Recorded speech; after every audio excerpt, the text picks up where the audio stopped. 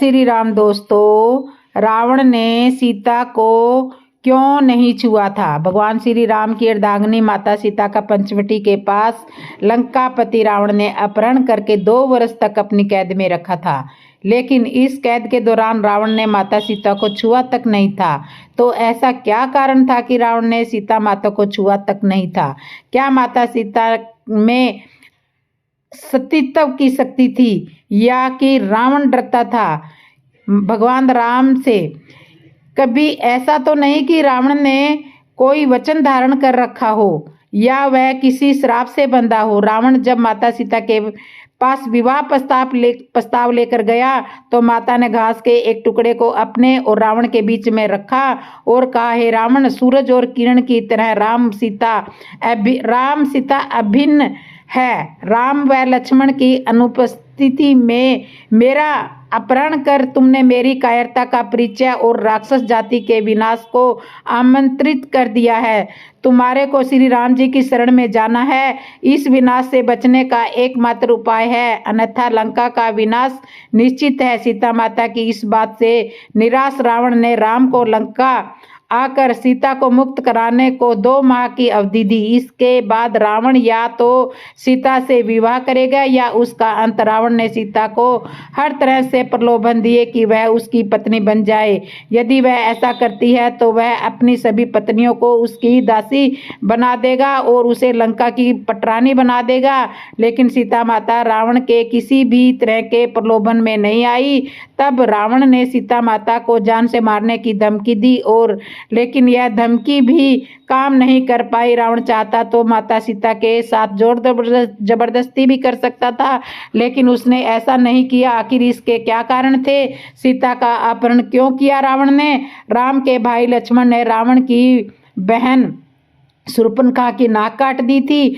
पंचवटी में लक्ष्मण से अपमानित शूर्पणखा ने अपने भाई रावण से अपनी व्यथा सुनाई और उसके कान भरते हुए कहा, सीता बहुत सुंदर है और वह तुम्हारी पत्नी बनने के योग्य है। तब रावण ने अपने मामा मारीच के साथ मिलकर सीता अपहरण की योजना रची। इसके अनुसार मारीच का सोने के हिरण का रूप धारण करके राम व लक्ष्मण को वन में ले जाने और उनकी अनुपस्थिति में रावण द्वारा सीता का अपहरण करने की योजना बनाई थी। इस पर जब राम हिरण के पीछे वन में चले तब लक्ष्मण सीता के पास थे, लेकिन बहुत देर होने के बाद जब राम नहीं आए तो सीता माता को चिंता होने लगी। तब उन्होंने लक्ष्मण को भेजा। राम और लक्ष्मण की अनुपस्थिति में रावण सीता का अपहरण करके ले उड़ा। अपहरण के बाद आकाश मार्ग से जाते समय पक्षी राज जटायु के रोकने पर रावण ने उसके पंख काट दिए। रावण ने सीता को लंका नगरी के अशोक वाटिका में रखा और त्रिजटा के नेतृत्व में कुछ राक्षसियों को उसकी देखरेख का भार दिया। रावण की मृत्यु का कारण क्यों बनी सीता? सिर्फ माता के अपहरण के कारण ही राम के हाथों रावण की मृत्यु हुई थी। यह उस समय की बात है जब भगवान शिव से वरदान और शक्तिशाली खड्ग पाने के बाद रावण और भी अधिक अहंकार से भर गया था। वह पृथ्वी से भ्रमण करता हुआ हिमालय के घने जंगलों में जा पहुंचा। वहां उसने एक रूपवती कन्या को तपस्या में लीन देखा। कन्या के रूप रंग के आगे रावण का राक्षसी रूप जाग उठा और उसने उस कन्या की तपस्या भंग करते हुए उसका परिचय जानना चाहा।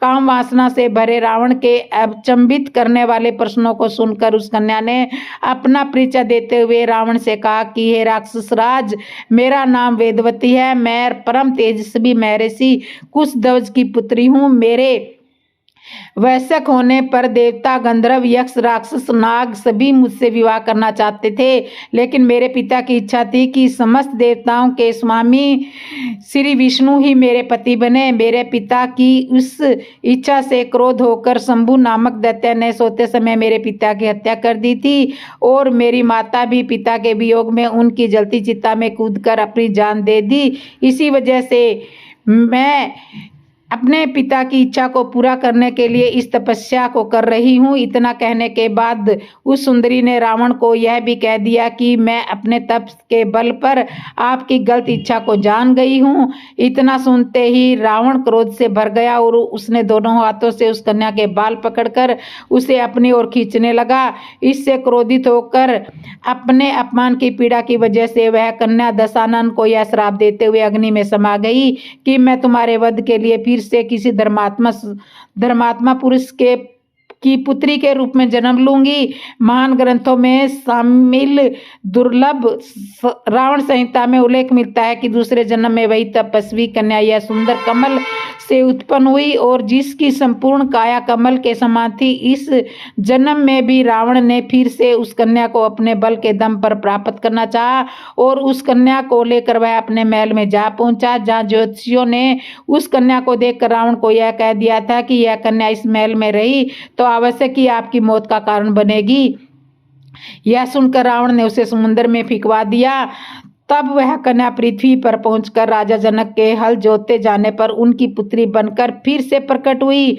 मान्यता है कि बिहार स्थित सीतामढ़ी का पुंदरा गांव वह स्थान है जहां राजा जनक ने हल चलाया था। शास्त्रों के अनुसार कन्या का वही रूप सीता बनकर रामायण में रावण के वध का कारण बना। क्या सीता रावण की बेटी थी? अद्भुत रामायण में उल्लेख है कि रावण कहता है कि जब मैं भूलवश अपनी पुत्री से परिणय की इच्छा करूं तब मेरी मृत्यु का कारण बने। रावण के इस कथन से ज्ञात होता है कि सीता रावण की पुत्री थी। अद्भुत रामायण में उल्लेख है कि गत्स्य नामक ब्राह्मण लक्ष्मी को पुत्री रूप में पाने की कामना से प्रतिदिन एक कलश में कुश के अग्रभाग से मंत्रोच्चारण के साथ दूध की बूंदें डालता था। एक दिन जब ब्राह्मण कहीं बाहर गया तब रावण इनकी कुटिया में आया और मौजूद ऋषि को मारकर उनका रक्त कलश में भर लिया। यह कलश लाकर रावण ने मंदोदरी को सौंप दिया। रावण ने कहा कि यह तेज विष है, इसे छुपा कर रख दो।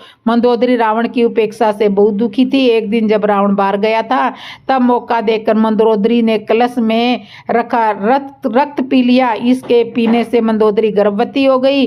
लोक लाज के डर से मंदोदरी अपनी पुत्री को कलश में रखकर उस स्थान पर छुपा गई जहां से जनक ने उसे प्राप्त किया। सीता के संदर्भ में एक अन्य कथा वेदवती नाम की स्त्री से संबंधित है। वेदवती से जुड़ी कहानी हम पहले भी आपको बता चुके हैं, इसलिए माता सीता को वह नहीं छू सकता था रावण। त्रिजटा नाम की राक्षसी रावण ने सीता की रक्षा के लिए अशोक वाटिका में राक्षसियों की हेड बनाकर रखा था। सभी राक्षसियां सीता माता को डराती रहती थी और रावण से विवाह करने के लिए उकसाती रहती थी, लेकिन त्रिजटा धर्म को जानने वाली थी और प्रिय वचन बोलने वाली थी। त्रिजटा ने सीता को सांत्वना देते हुए कहा कि सखी तुम चिंता मत करो, यहाँ एक श्रेष्ठ राक्षस रहता है जिसका नाम अविंध्य है। उसने मुझसे कहने के लिए संदेश दिया है कि तुम्हारे स्वामी भगवान राम अपने भाई लक्ष्मण के साथ कुशल पूर्वक है। वे अत्यंत शक्तिशाली वानर राज सुग्रीव के साथ मित्रता करके तुम्हें छुड़वाने की कोशिश कर रहे हैं। त्रिजटा ने सीता को एक राज की बात और बताई कि तुम्हें रावण से नहीं डरना चाहिए, क्योंकि रावण ने कुबेर के पुत्र नल कुबेर की पत्नी अप्सरा रंभा को काम वासना से छुआ था। तो रंभा ने क्रोधित होकर रावण को श्राप दिया था कि वह किसी पराई स्त्री के साथ उसकी बिना इच्छा के संबंध बनाएगा तो ऐसा करने से वह भस्म हो जाएगा। अन्य जगहों पर इसका उल्लेख मिलता है कि रावण ने रंभा के साथ बलात्कार करने का प्रयास किया था, जिसके चलते रंभा ने उसे यह श्राप दिया था। रंभा कुबेर के पुत्र नल कुबेर के साथ पत्नी की तरह रहती थी। रंभा नल कुबेर के संबंध को लेकर रावण अक्सर उपहास उड़ाया करता था। इसी श्राप के भय से रावण ने सीता हरण के बाद सीता को छुआ तक नहीं था। तो यही कारण था कि श्राप के कारण रावण ने सीता को छुआ नहीं था। माता सीता ने भी किया था एक घोर पाप। तो सुनिए, वाल्मीकि रामायण की कथा तो आप सभी ने सुनी होगी या पढ़ी होगी, जिसमें मर्यादा पुरुषोत्तम भगवान श्री राम और माता सीता के जीवन से जुड़े पहलुओं को बताया गया है। उन्हीं में से एक कहानी में बताया गया है कि कैसे मर्यादा पुरुषोत्तम भगवान श्री राम अपनी पत्नी सीता को एक धोबी की बातों में आकर अयोध्या छोड़कर जाने को कह दिया था। लेकिन क्या आपको पता है कि धोबी के रूप में जन्मा एक शकु पक्षी था, जिसके श्राप की वजह से माता सीता को वन में भटकना पड़ा था। जी हाँ, आपने सही सुना, माता सीता को श्राप मिला था। आज हम आपको इस कहानी में बताएंगे कि माता सीता को किस पाप की सजा मिली थी जो उन्हें वन वन भटकना पड़ा था। मिथिला नगरी में राजा जनक राज किया करते थे। शास्त्रों के अनुसार राजा जनक को किसी भी चीज की कमी नहीं थी। धन धान्य से जीवन परिपूर्ण था, लेकिन उनकी कोई संतान नहीं थी। इस कारण राजा जनक काफी निराश रहते थे। एक बार मिथिला में भयंकर अकाल पड़ गया था। प्रजा अन्न जल की कमी के कारण काफी परेशान थी। ऐसे में राजा जनक को ऋषियों ने सलाह दी थी कि वह राज्य में यज्ञ का आयोजन करवाएं।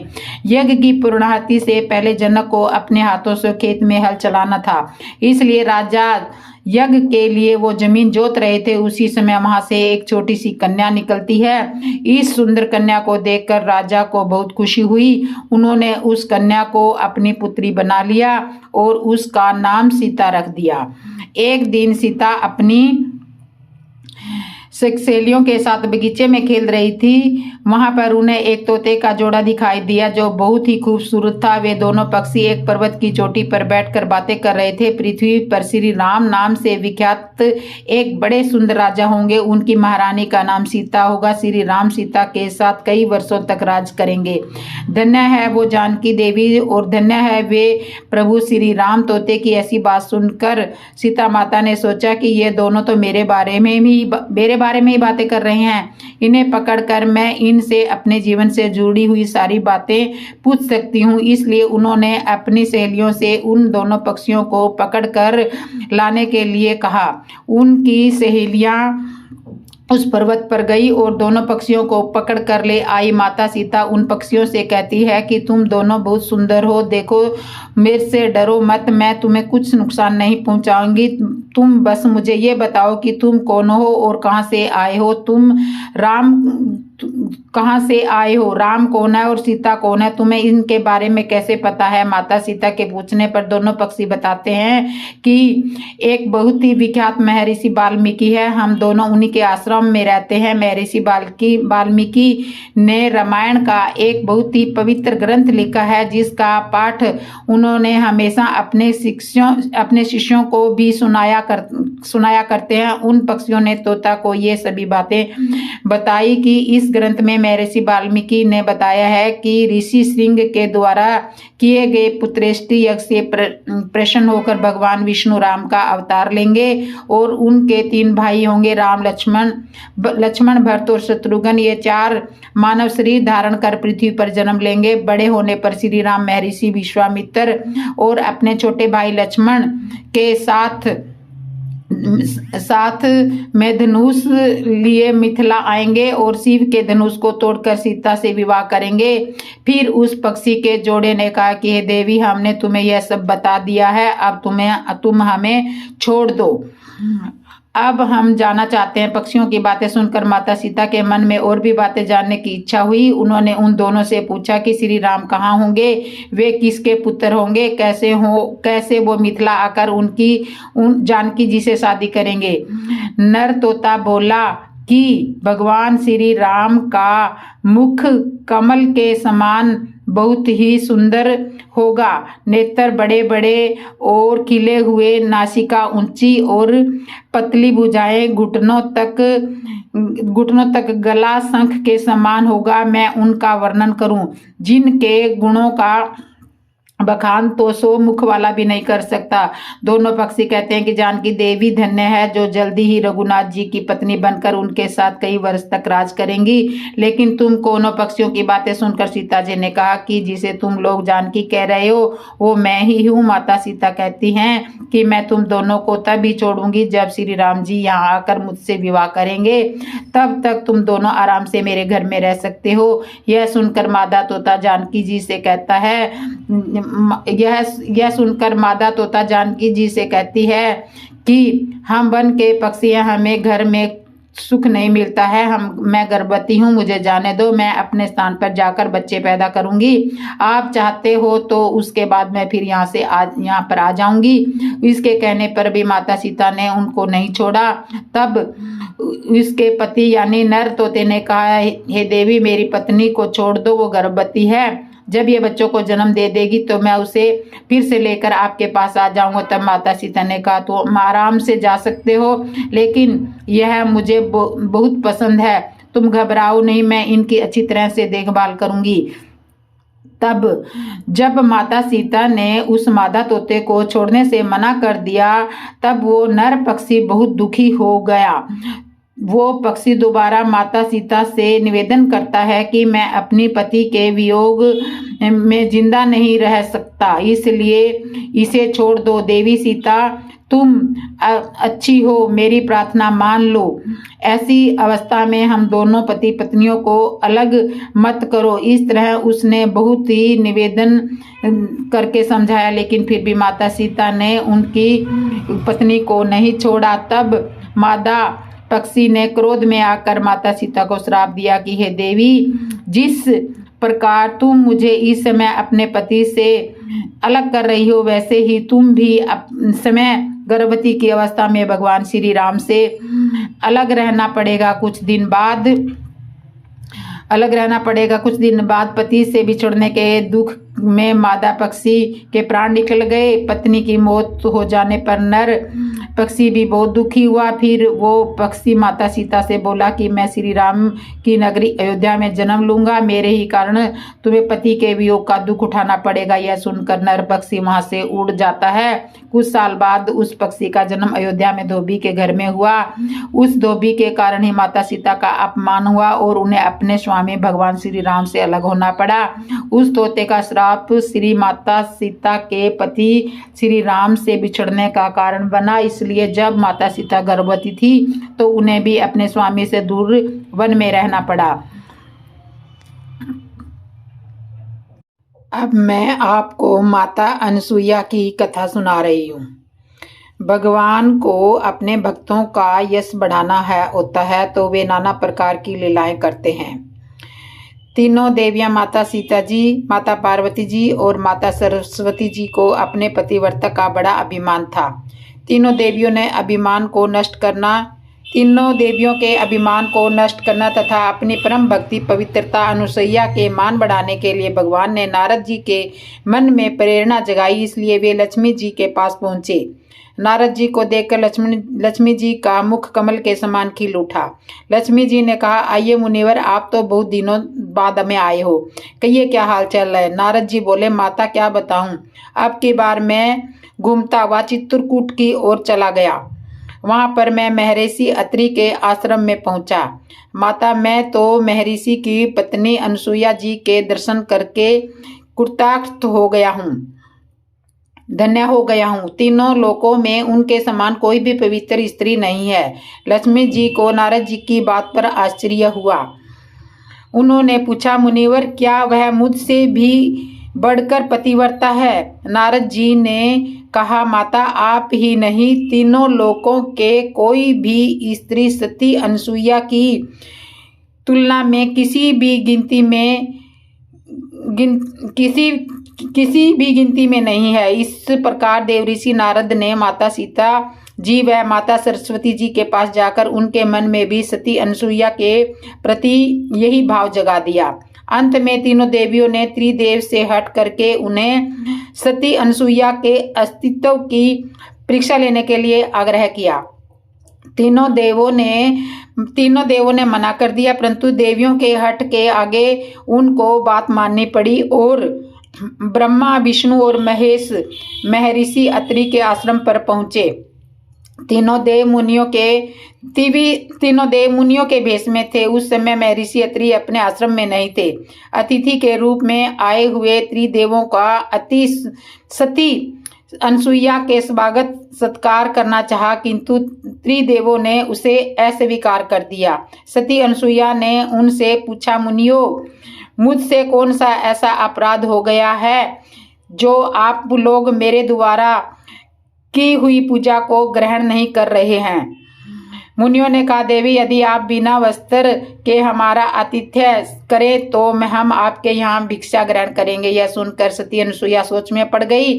उन्होंने ध्यान लगाकर देखा तो सारा रहस्य उनकी समझ में आ गया। वे बोली, मैं आपको क्या निर्वस्त्र होकर आतिथ्य करूंगी? यदि मैं सच्ची पवित्रता हूँ और मैंने कभी भी काम भाव से किसी पुरुष का चिंतन नहीं किया हो तो आप तीनों 6 महीने के बच्चे बन जाए। माता सुनैना ने निर्वस्त्र होकर उन्हें अपना स्तन पान कराया और उन्हें पालने में खेलने के लिए डाल दिया। इस प्रकार त्रिदेव माता अनसुईया के वात्सल्य प्रेम के बंदी बन गए। उधर जब तीनों देवियों ने देखा कि हमारे पति तो वापिस आए ही नहीं, तो वे चिंता में हो गई और अंत में तीनों देवियां अपने पतियों का पता लगाने के लिए चित्रकूट गई।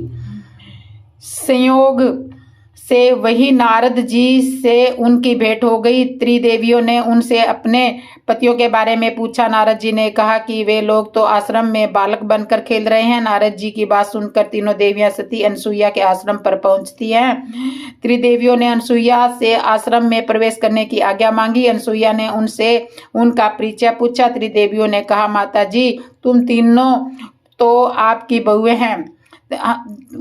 माता जी, हम तीनों तो आपकी बहुएं हैं। आप हमें क्षमा कर दीजिए और हमारे पतियों को लौटा दीजिए। सती अनसुईया का हृदय द्रवित हो गया। उन्होंने उन बच्चे बने हुए त्रिदेवों पर जल छिड़कर उन्हें उनका वास्तविक रूप प्रदान किया और अतः अनंत उन त्रिदेवों की पूजा स्तुति की। त्रिदेवों ने प्रसन्न होकर अपने अपने अंशों से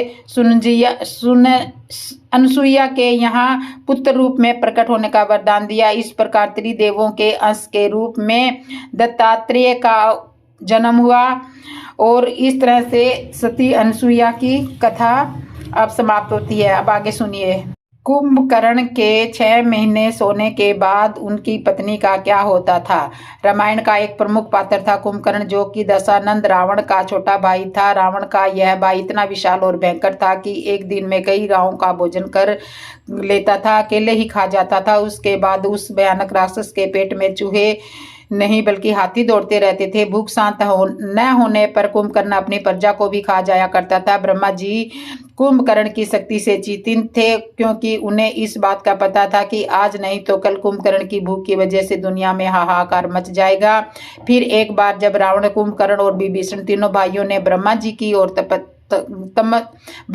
घोर तपस्या की, उनकी तपस्या से प्रसन्न होकर ब्रह्मा जी प्रकट हुए और उन्होंने रावण और विभीषण को वरदान दिया। फिर ब्रह्मा जी ने कुंभकर्ण से कहा कि तुम क्या मांगना चाहते हो। इस पर कुंभकर्ण ने सोचा कि वह इंद्रासन मांगेगा और वह एक योद्धा बन जाएगा, लेकिन ब्रह्मा जी को पहले से ही पता था कि कुंभकर्ण वरदान में क्या मांगेगा। इसलिए ब्रह्मा जी ने सरस्वती माता से प्रार्थना की कि वह कुंभकर्ण की जीभ पर विराजमान हो जाए और उसकी मति को पलट दे, और सरस्वती माता ने ऐसा ही किया। जब कुंभकर्ण ने ब्रह्मा जी से वरदान मांगा तो वरदान मांगते समय देवी सरस्वती कुंभकर्ण की जीभ पर विराजमान हो गई और परिणाम यह हुआ कि कुंभकर्ण ने इंद्रासन मांगने की जगह निंद्रासन मांग लिया। ब्रह्मा जी मुस्कुराए और उन्होंने तदास्तु कह दिया ताकि सृष्टि की रक्षा हो सके। इसलिए यह बात रावण को पता चली तो उसने सोचा कि वरदान के अनुसार तो कुंभकर्ण हमेशा सोता ही रहेगा। इसलिए रावण ने ब्रह्मा जी से प्रार्थना करी कि कुंभकर्ण को 6 महीने सोने और 6 महीने जागने का वरदान दे। रावण की विनती सुनकर ब्रह्मा जी ने कुंभकर्ण को 6 महीने सोने का और 6 महीने जागने का वरदान दिया, जिससे कुंभकर्ण 6 महीने सोता है और 6 महीने जागता था। इस वरदान के बाद कुंभकर्ण सो गया और जब वह 6 महीने बाद उठा तो पूरी लंका में हाहाकार मच गया, क्योंकि उसका शरीर किसी बड़े पहाड़ की तरह था। उसे उठते ही भूख लगी। उस सबसे पहले उसने लंका में अपना खाना ढूंढना शुरू किया। फिर उसने लंका की वाटिका से फल तोड़कर खाए, लेकिन फिर भी उसका पेट नहीं भरा तो उसने लंका से बाहर जाकर लोगों को खाना शुरू कर दिया। कुंभकर्ण का शरीर इतना विशाल था कि वह आम आदमियों को अपनी एक उंगली से उठा सकता था और उठाकर अपने मुख में डाल सकता था। जब रावण ने मंदोदरी से विवाह किया था तो उसके बाद उसने दैत्यपति बलि से अपने भाई कुंभकर्ण के लिए उनके यहाँ रहने वाली एक कन्या बृजबाला का हाथ मांगा। बृजबाला बलि की पुत्री थी और बलि विरोचन का पुत्र था। वामन अवतार में जब भगवान विष्णु ने बलि से 3 पग धरती मांगी थी तो उस समय बृजबाला वहां मौजूद थी और इन सब को देखने के बाद बृजबाला एक बलशाली कन्या बन गई थी। उसे हथियार बनाने की अच्छी समझ थी। रावण के कहने पर कुंभकर्ण और बृजबाला का विवाह हो गया और बृजबाला कुंभकर्ण के साथ लंका गई और लंका में बड़े बड़े हथियार बनाने लगी। कुछ समय के बाद बृजबाला और कुंभकर्ण के 2 पुत्रों ने जन्म लिया, जिनमें से एक का नाम कुंभ और दूसरे का नाम निकुंभ था। इसके अलावा कुंभकर्ण ने 2 विवाह और किए थे और वह दोनों विवाह अपनी मर्जी से ही किए थे। कुंभकर्ण की दूसरी पत्नी का नाम करकटी था और करकटी एक राक्षस कन्या थी जो सहयाद्री की राजकुमारी थी, जिस पर कुंभकर्ण का दिल आ गया था और बाद में कुंभकर्ण ने करकटी से विवाह कर लिया था। करकटी से कुंभकर्ण के पुत्र भीमासुर का जन्म हुआ था, जो कि एक क्रूर राक्षस था। करकटी कुंभकर्ण के साथ लंका में नहीं रहती थी, वह पर्वत पर रहती थी और अंत तक वहीं पर रहती। कुंभकर्ण का तीसरा विवाह कुतुमपुर के महोदर नामक राजा की कन्या तड़ितमाला से हुआ था, जो बाद में लंका में ही रहने लगी थी। कुंभकर्ण की पहली पत्नी बृजबाला को रावण ने लंका की शस्त्र विद्या बनाने वाली सेना का प्रमुख नियुक्त कर दिया था, क्योंकि उसे शस्त्र विद्या के बारे में काफी गहरा ज्ञान था। इसलिए वह अपनी सेना के साथ शस्त्र बनाने लगी थी और कुंभकर्ण की तीसरी पत्नी तड़ितमाला उसके लिए 6 महीने तक भोजन बनाती थी, ताकि वह कुंभकर्ण उठे तो उससे खाने के लिए उसकी भूख समाप्त हो सके। रावण और कुंभकर्ण हमेशा से राक्षसी नहीं थे, बल्कि एक श्राप के मुताबिक वो राक्षस बने थे। धर्म ग्रंथों के अनुसार भगवान श्री विष्णु के दरबार में जय और विजय नाम के 2 द्वारपाल थे। एक बार सनातन और सनक कुमार नामक के 4 मुनि भगवान श्री विष्णु के दर्शन करने के लिए पहुंचे थे। उस दौरान जय और विजय नाम के श्री विष्णु के 2 द्वारपालों ने उनकी हंसी उड़ाते हुए उन्हें रोकने की कोशिश की थी। इससे वे चारों बहुत ही क्रोधित हुए और उन्होंने श्राप दिया कि तुम्हारे कर्म असुरों जैसे, इसलिए तुम इसी क्षण राक्षस बन जाओ और तुम्हारा कोई काम नहीं है। इस पर जय और विजय को अपनी गलती का एहसास हुआ और उन्होंने ऋषि मुनियों से माफी मांगी। इस पर उन मुनियों ने कहा कि हम माफ तो नहीं कर सकते, लेकिन इतना कर सकते हैं कि तुम्हें हमेशा के लिए नहीं बल्कि 3 जन्मों के लिए राक्षस योनि में रहना पड़ेगा और 3 ही जन्मों में तुम्हें मुक्ति के लिए समय भगवान विष्णु आएंगे। इसके बाद पुनः इस पद पर प्रतिष्ठित हो जाओगे। फिर अगले जन्म में जब कुंभकर्ण को अपनी शक्तियों का पता चला तो उसे अपने ऊपर घमंड हो गया और भगवान विष्णु को युद्ध के लिए ललकारते हुए कुंभकर्ण ने बैकुंठ लोक में पहुंच गया। वहां भगवान विष्णु के साथ इस असुर ने अपने पुराने रूप मधु के रूप में कटम के साथ मिलकर 5000 साल तक युद्ध किया, जिसका जिक्र देवी भागवत पुराण में मिलता है। पुराणों के अनुसार पूर्व जन्म में कुंभकर्ण मधु नामक असुर था और उसका भाई कटब था। भगवान विष्णु से युद्ध करते समय जब 5000 साल बीत गए तब देवी योग माया ने उनकी बुद्धि का हरण कर लिया, जिससे मधु और कटब को पता चला कि विष्णु जी हमसे डर गए। इसलिए उन्होंने घमंड में आकर कहा कि विष्णु तुम हमसे कोई भी वरदान मांग सकते हो, मांगो तुम्हें क्या चाहिए। तभी भगवान विष्णु ने कहा कि तुम अपनी मृत्यु का उपाय बताओ। अपने ही वचन में फंसे हुए मधु और कटब अब कुछ नहीं कर सकते थे। तभी उन्होंने बताया कि उनकी मृत्यु केवल भगवान की जंघा पर हो सकती है। यह सुनते ही भगवान विष्णु ने अपने शरीर का विस्तार करना शुरू कर दिया और अपनी जंघा में फंसा कर उन दोनों असुरों का अपने सुदर्शन चक्कर से सिर काट डाला। लेकिन राक्षस योनि में उनका जन्म की वजह से मधु और कटब का जन्म फिर से हो गया। तब उन्होंने भगवान विष्णु से प्रार्थना की कि अब हम इन राक्षस योनि से मुक्त होना चाहते हैं। इस पर भगवान विष्णु ने मुस्कुराते हुए कहा कि अभी इसमें और समय बाकी है। अब मधु कटब ने पूछा कि भगवान हमें किस रूप में मिलेंगे, हमें कुछ तो बताइए। तब भगवान विष्णु ने कहा कि त्रेता युग में एक ऐसा राजा होगा जो कि अपनी पत्नी को ढूंढते हुए तुम्हारे राज्य के समीप आएगा और तुम अपने राजा और अपने बड़े भाई की आज्ञा का पालन करते हुए मुझसे युद्ध करोगे और मेरे हाथों ही तुम मारे जाओगे। इतना कहकर भगवान विष्णु अंतर्ध्यान हो गए। कुंभकर्ण को कुंभकर्ण बनने का वरदान भगवान विष्णु ने उसको उसके पिछले जन्म में ही दे दिया था। त्रेता युग के समय रामायण में भी कुंभकर्ण के पूर्व जन्म का उल्लेख मिलता है। असल में एक ऋषि के श्राप के अनुसार कुंभकर्ण जंगल में भटक रहा था। उसी समय वहां पर भगवान विष्णु के रूप में एक चरहा आया था। उसकी कुंभकर्ण से लड़ाई होने लगी। कुंभकर्ण इतना बलशाली था कि भगवान विष्णु से हार मानने का नाम ही नहीं ले रहा था और कुंभकर्ण ने भगवान विष्णु से एक लंबा युद्ध किया। जब भगवान विष्णु ने देखा कि कुंभकर्ण हार नहीं मान रहा है, तब भगवान विष्णु ने असली रूप में आकर अचानक उसका हाथ पकड़ लिया, जिसे देखकर कुंभकर्ण ने उनसे कहा कि भगवान, आपने कहा था कि आप इस राक्षस योनि से मुझे मुक्त करोगे, इसलिए मैं आपको ढूंढते हुए इस जंगल में भटक रहा हूँ। उसी समय भगवान विष्णु ने कहा कि तुम मुझे मत ढूंढो, जब समय आएगा मैं तुम तक अब समय ही चलकर पहुंच जाऊंगा। इसके बाद भगवान विष्णु ने श्री राम का अवतार लिया और अयोध्या नगरी को धन्य किया। कुंभकर्ण के बारे में कहा जाता है कि वह दूरदर्शी था और उसे पहले से ही पता था कि राम कब, कहाँ और लंका में आकर उसका उद्धार करेंगे, लेकिन अपने उद्धार से पहले उसने अपने भाई होने का भी धर्म निभाया था। असल में जब श्री राम ने माता सीता के लिए लंका पर चढ़ाई की थी और लंका की सेना में युद्ध करने लगे, तो यह देखकर रावण ने अपने भाई कुंभकर्ण को जगाया था। तब बड़ी मुश्किल से कुंभकर्ण जागने के बाद रावण ने पूरी बात कुंभकर्ण को बताई। तब कुंभकर्ण ने रावण को समझाते हुए कहा था कि भ्राता, आपके पास 5 कन्याओं में पूजित दुनिया की सबसे सुंदर कन्या मंदोदरी है, जो कि आपकी धर्मपत्नी है और मेरी माता समान भाभी है। इसके बाद आप जंगल में भटकते हुए वलकल पहने हुए एक स्त्री का हरण करके अपने राज्य में ले आए, इसे अपनी भार्या बनाना चाहते हो। अभी भी समय, आप प्रभु श्री राम से माफी मांग लीजिए और उनके शरण में चले जाइए। उनका दिल बहुत बड़ा है, वो तीनों ही लोगों के स्वामी है, वह आपको जरूर माफ कर देंगे। इस पर रावण कुंभकर्ण पर भड़क गया और गुस्सा करने लगा। बदले में कुंभकर्ण ने रावण से कहा कि मैं तो आपको समझा रहा था, लेकिन कोई बात नहीं, एक छोटे भाई का धर्म है कि वह बड़े भाई की आज्ञा पालन करे। आप जैसा कहेंगे मैं वैसा ही करूंगा, चाहे इसके लिए मुझे अपने जान की आहुति देनी क्यों ना पड़े। यह कहकर कुंभकर्ण अगले दिन रणभूमि में कूद पड़ा और रणभूमि में पहुंचते ही कुंभकर्ण ने वानर सेना में हाहाकार मचा दिया। उसने भगवान श्री राम की सेना को तितर बितर कर दिया और न जाने कितने हजारों वानरों को मार दिया। यह सब देखकर राम ने देखा कि उन्होंने कुंभकर्ण की तरफ अपना धनुष बाण किया और अपने ही बाण से उसका उद्धार कर दिया। कुंभकर्ण के मरने के बाद रावण दुखी बहुत हुआ, क्योंकि उसने अपना भाई खोया था। लेकिन रावण ने ज्यादा दुखी कुंभकर्ण की पत्नियां तड़ितमाला हुई थी, बृजमाला थी, लेकिन यह दोनों पत्नियां युद्ध में मारी गई थी, क्योंकि बृजबाला और तड़ितमाला दोनों ने ही श्री राम से प्रार्थना की थी कि उन्हें भी इस राक्षस योनि से मुक्ति मिल जाए, और श्री राम ने बाद में ऐसा ही किया था।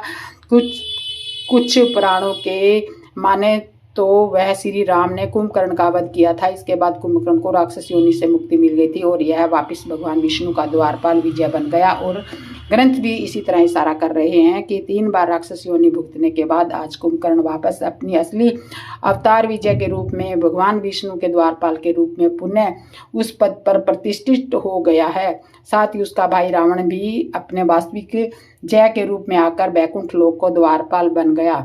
वीडियो अगर पसंद आई हो तो कमेंट करना। जिसने भी मेरे चैनल को सब्सक्राइब नहीं किया, सब्सक्राइब करना, लाइक करना, कमेंट करना और बेल आइकन बटन तो जरूर दबा देना। बोलो जय श्री राम।